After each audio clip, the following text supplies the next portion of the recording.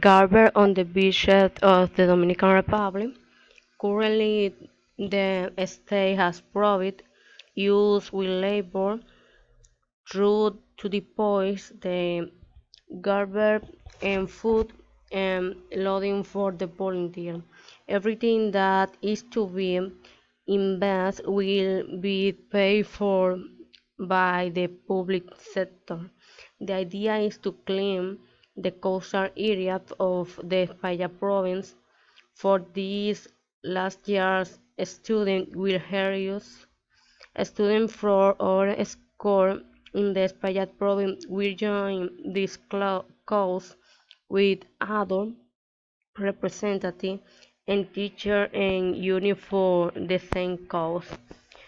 We invite to with cleaning or our better understanding of the fear of man.